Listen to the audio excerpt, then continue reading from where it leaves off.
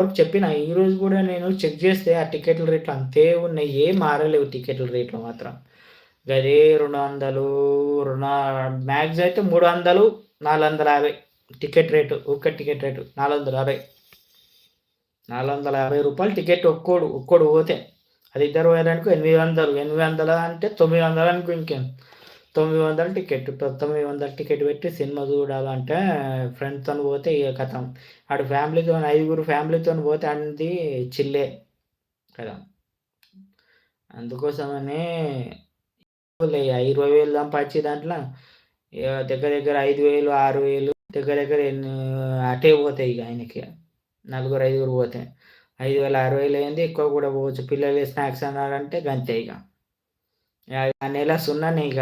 అప్పు చేసి మరీ తర్వాత లాస్ట్‌కు ఎవడో ఒకడు సచ్చేదాకా మీరు చూసేటట్టుండు. ఒక పేదోడు సస్తేనే మీకు టికెట్‌ల రేట్లు తగ్గించాలనుకుంటుర్రా. జనాలు మా మరణాలతోని చెలగాటమా? లేకపోతే ఏంది? ఈ టికెట్‌ల రేట్లు ఇప్పటి వరకు రెస్పాన్స్ రాకపోవడం ఏంది? తగ్గించలేకపోవడం ఏంది? ఇంకా